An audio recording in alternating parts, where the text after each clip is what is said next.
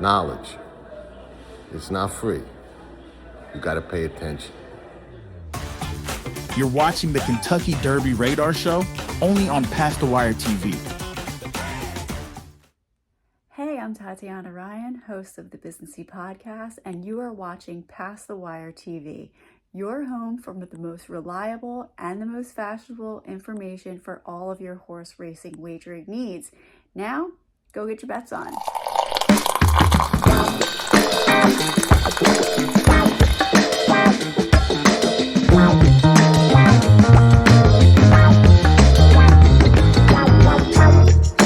Sure, bad coffee.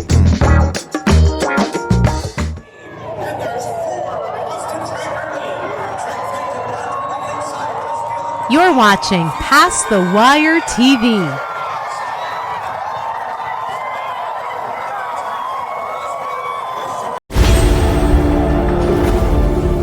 The two of them coming down to the wire. Forte on the outside, and Forte to win the Breeders' Cup Juvenile. Think horse racing is too complicated? Think again. And they're off. Every pro was a newbie once. Meet DRF Newbie, the mobile tool loaded with daily racing form data and the power of DRF AI. Get the insights you need fast so you can play smarter and feel more confident. DRF Newbie, horse racing made simple. Try it.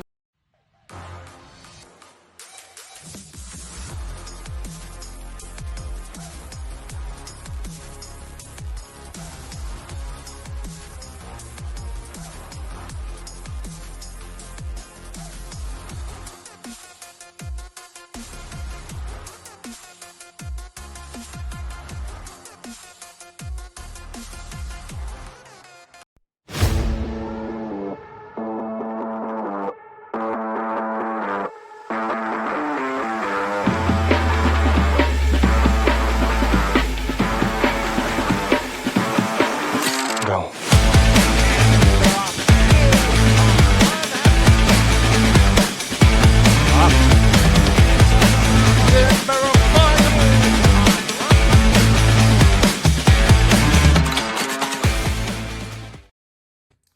I think it is absolutely worth the wait. So welcome aboard Past the Wire TV. Very interesting show, in my opinion, we have here today. Yes, it is our Kentucky Derby Radar Show. Unfortunately, we don't have Steve Haskin here today. We'll try and get him next week or the week after that. We're definitely going to try and get him before the Derby. Our seminar information will be out, I would think, next week. And for those of you so inclined to join, we will have a significant discount for people that sign up early. Now, with that said, what we are going to do today, instead of doing the Louisiana Derby Thorograph numbers or the Jeff Ruby Thorograph numbers, we took some of the top Kentucky Derby contenders, we ran their sheets, and we're going to see how collectively the leading horses are doing on Thorograph heading into the Kentucky Derby. You know, those of you that watch the show and follow me and read Past the Wire know that the Fairgrounds is a racetrack that has never been kind to me. And I like betting the Turfway Park horses when they leave Turfway Park and run on the main track somewhere else. So for those races, we're going to attack on tracking trips the Fairgrounds card on Saturday. There's no question about it. But I'm going to rely heavily on the comprehensive handicapping reports that we have been generating through our computer model, because it's been kicking butt.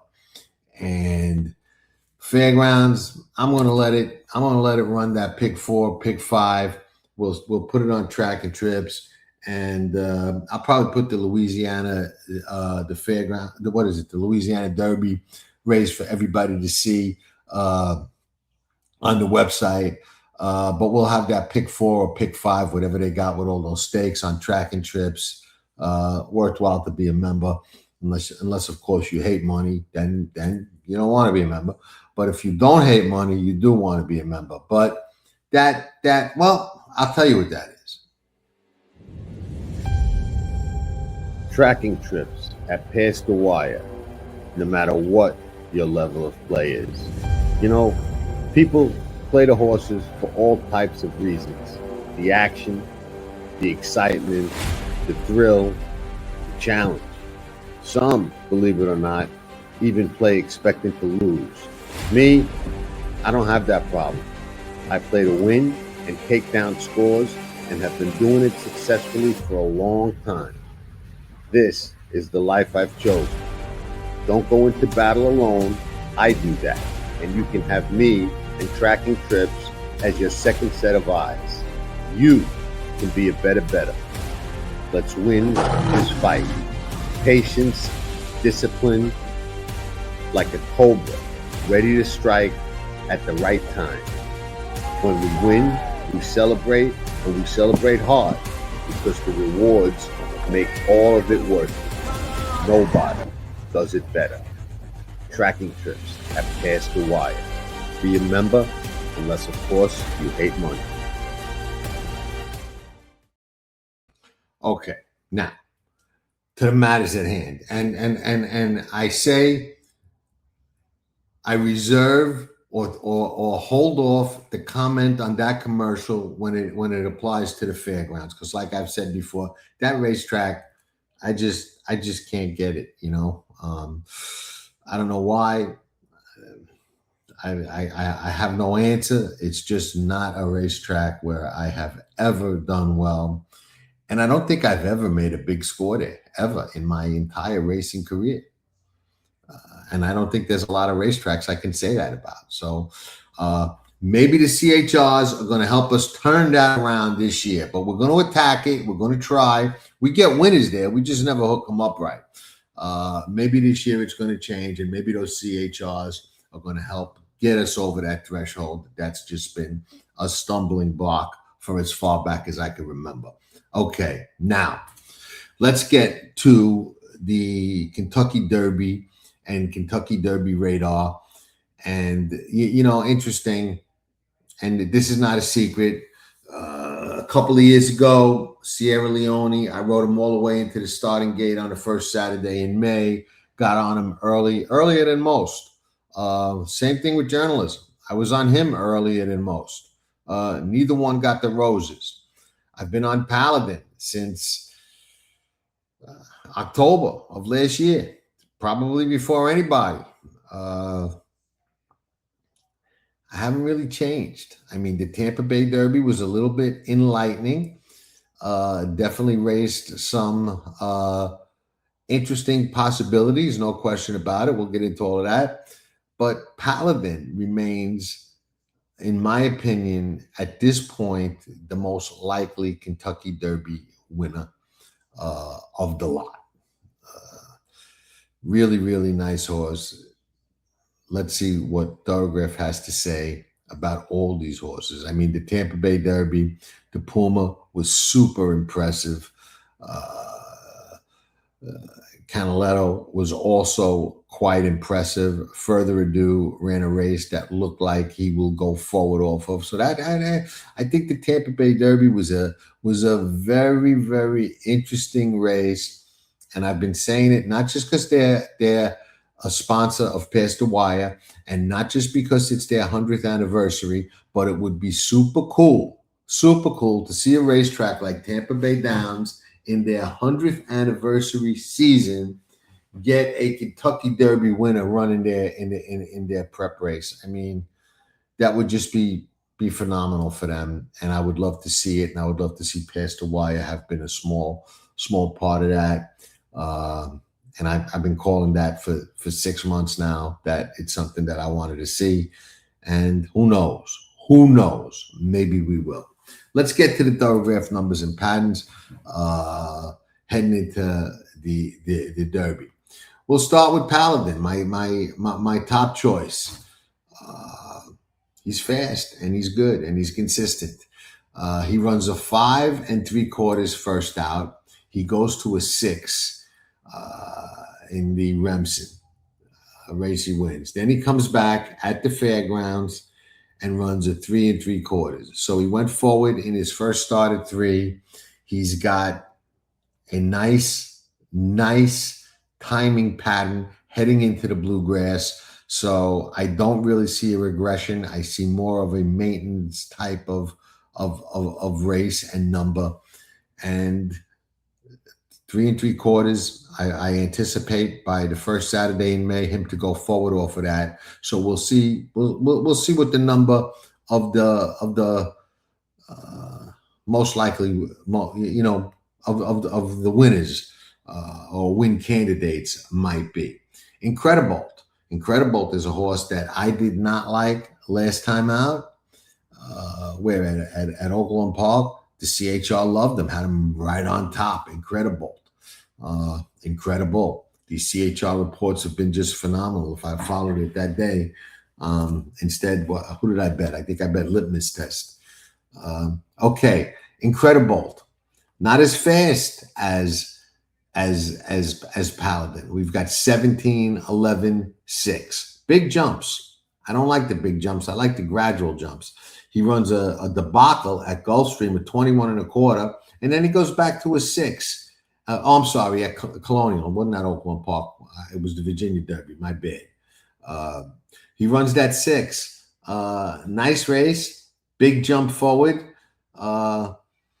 We don't really know.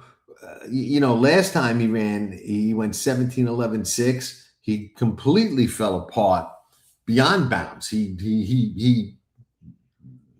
What's worse than bounce? He went to a 21 1/4, and he comes back with that 6. 6 is not fast enough. 3 points forward is 3, not fast enough to be Paladin. I don't know. I think he's got some improving to do for Riley Mott, and I just don't know that he's going to be able to get as fast as he's going to have to get to win the Run for the Roses. The Puma. The Puma was a vet scratch in December at Gulfstream Park, but then ran in January. So a vet scratch kept him from having a start at 2. Not really significant, not important. Could have been for anything. I don't know what it is, but probably not nothing to worry about. 4 1/4, 8 in the Tampa race that he had trouble in, and then comes back with a 4. Gets a little faster. So what do I look at? I look at 4 1/4. I look at a race with some trouble. Then I look at another race where he was wide in the Tampa Bay Derby. Still goes past that 4 1/4, albeit very slightly to a 4. Improving, lightly raced horse. Now, got a lot of races in a short period of time, but that's offset by Gustavo Delgado being an extremely patient, bring them along slow kind of trainer. And I learned with Mage and others. There's other horses. He's running very aggressive spots, lightly raced horses that may not have won, but ran second and third.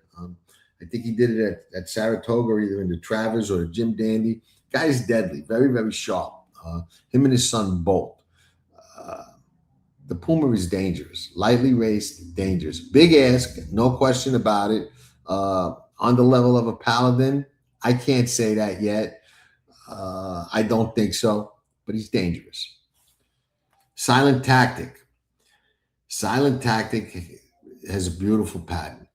10 and a half, 10 and a half again at 2. But then at 3, 8, that little gradual move forward, 4 and a half, now 2 and a half.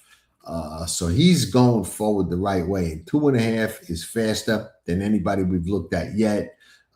If he goes forward again, Silent Tactic is possibly a major player in the Run for the Roses. Definitely heading the right way. Definitely fast enough to be called a major player with what we've seen thus far. Class President. Now, interesting. Class President is the horse that beat Silent Tactic last time out, but yet Silent Tactic gets a 2.5. He gets a 3.5. He was inside of him and saved ground, which is probably why, but he was headed and had to come back and fight back.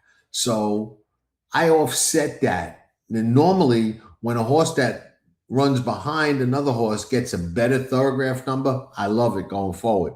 I love the horse from behind with the better number.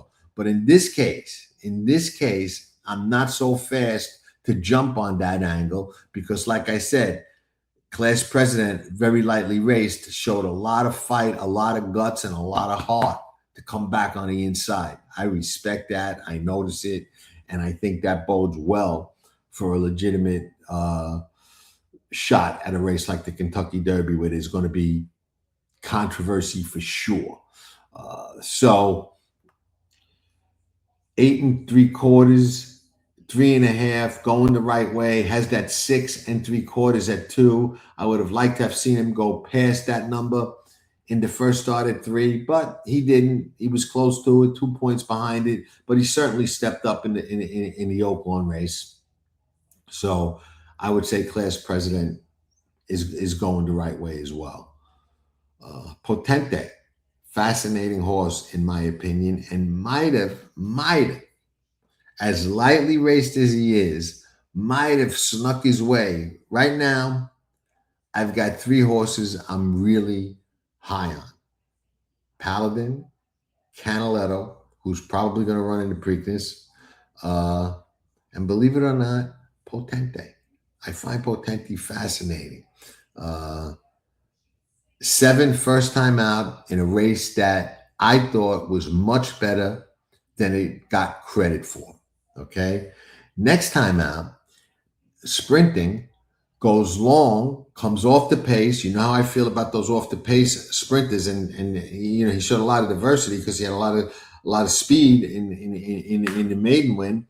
This horse rallied. I'm not sure what he beat, but I like the way he did it, and he gets a 2 1/4 in that race. That's a very good, strong number for a 2-year-old, a newly turned 3-year-old, and especially one trained by a guy who knows how to win the Kentucky Derby with his 2nd, 3rd, 4th, 5th best horse. And I'm not so sure that this is not his best or 2nd or 3rd best horse. I don't know where this horse falls on Bob Baffert's list of Kentucky Derby potential horses.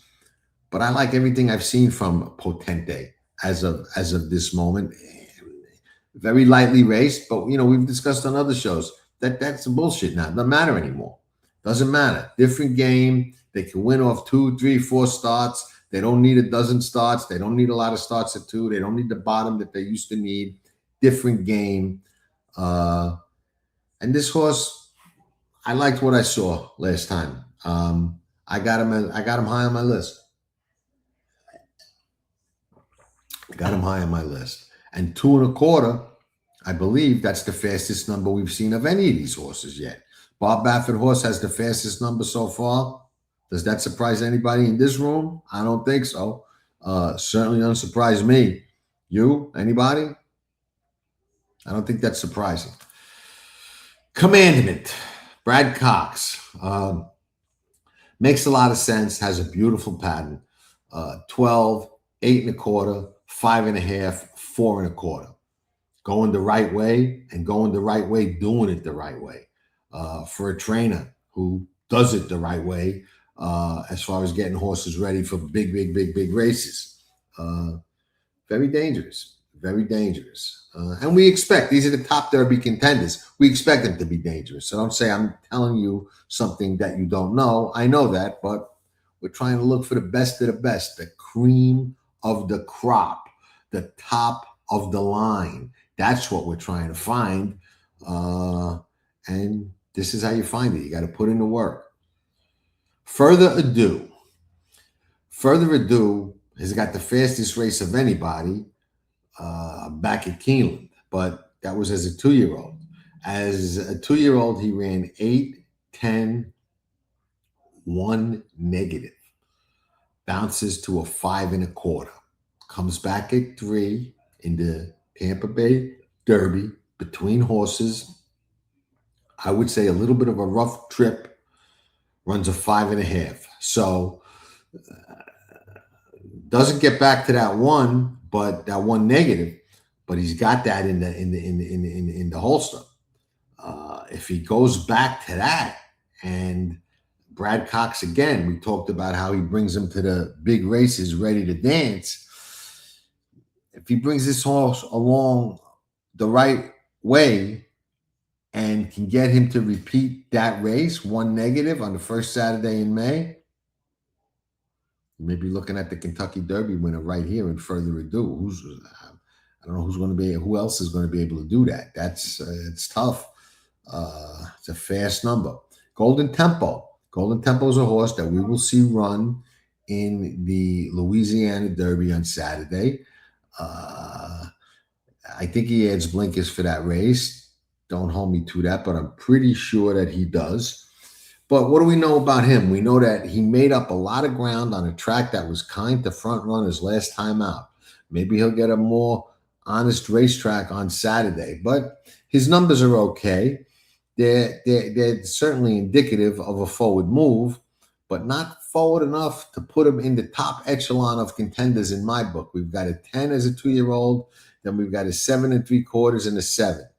So where are we going? 5, 4, 3, 2. From what we've seen thus far, I don't think a 3 or even a 2 wins the Kentucky Derby. I think you got to be 1, 0, 1 negative or better. 1, 0, 1 negative or better. Renegade. Renegade is an interesting horse. Now, Renegade is a horse that ran my top choice to two heck of a races. No question about it. They raced each other as maidens. We know what happened there with the DQ, and then they raced in the Remsen. But Renegade, and then Renegade won Sam Davis. Yours truly is actually in the win picture. But he won the Sam Davis, and he's going in, fresh. 14 1/2, 7, 5, 3. That is as good a pattern as anybody that we've looked at thus far. Into Mischief, Todd Pletcher. No knocks here. No knocks. Got that Tampa race to build off of. We like horses that leg up at Tampa Bay Downs. Brings us to Chief Wallaby, a horse that's got a lot of people on his bandwagon. He's carrying a lot of weight lately. He's got no starts at 2, but at 3, what do we got? We got that big 4 right out of the box.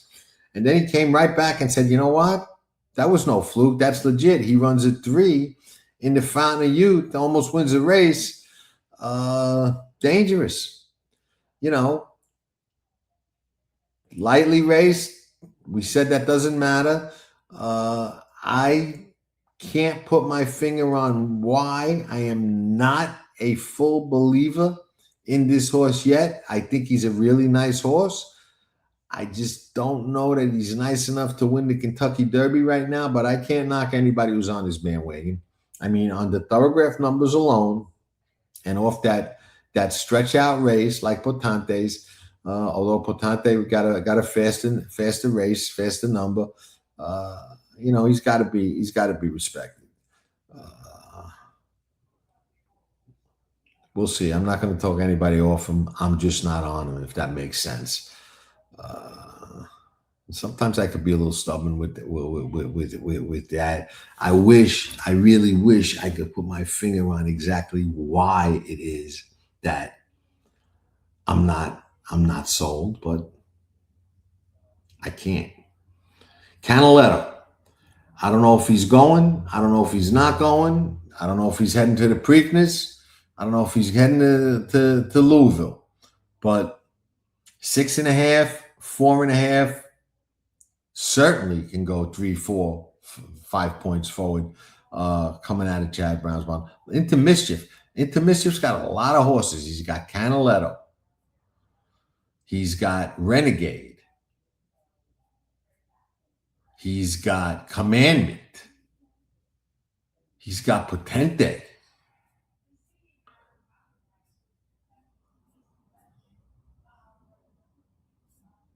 Into Mischief has a lot of horses heading into the Kentucky Derby the right way.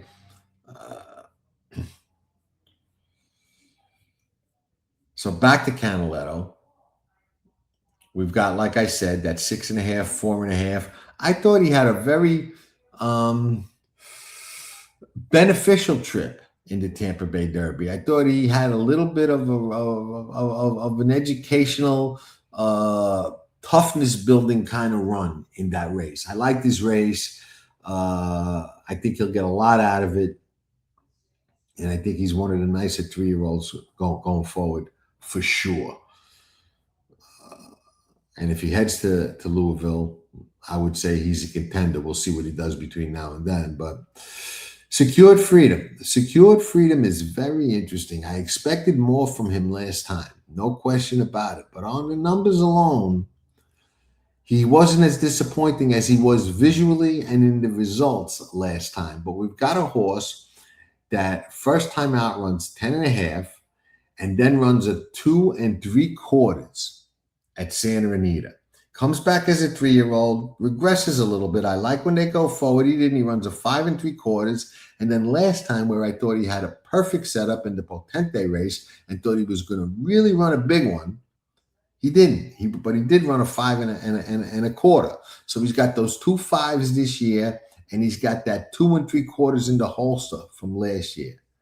Dangerous, long shot. Especially if next time out, which I assume will be the Santa Anita Derby, he runs good, but not great. Runs a good second, a good third, closing, maybe a 4, a 3 on the numbers. Then I look for a big peak race on the first Saturday in May, which could put him right in contention. So if we gleaned any value out of this show, I would say Secured Freedom is one to watch going forward off the numbers and patterns. And a lot will depend on what he does in his next race. But as of now, based on these horses, and there's others out there, I get it, but based on this is the lot that I picked. This is the life I've chosen. Secured Freedom, Canaletto, Renegade, Further Ado, Potente, Silent Tactic, Paladin, all heading the right way. The Puma, dangerous, got some questions, but dangerous. Class President, dangerous, got some questions.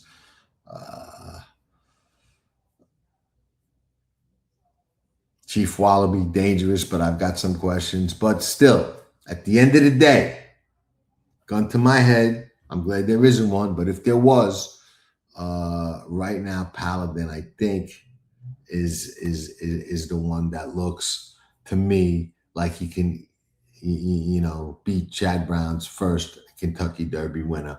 And if Canaletto goes to the Preakness, then I like his chances even more. Cinch, absolutely not. It's rare to find a cinch in the Kentucky Derby, but hopefully, the plan, you got to have a plan. Remember that. And remember, this is important. You will never be sharp if you hang out with a bunch of butter knife MFs. All right. It won't happen. So watch for the Derby seminar.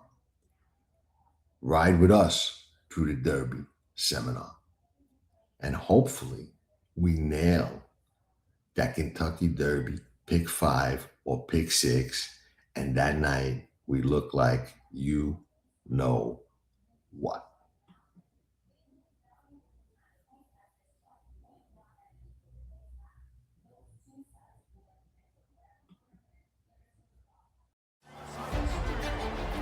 comes journalism, here comes sovereignty, and they square off, head into the final four. Sovereignty wins the Derby! You're watching Past the Wire TV. Hit that like button and subscribe to Past the Wire TV. Nobody does it better. Not a member of Tracking Trips? You gotta hate money.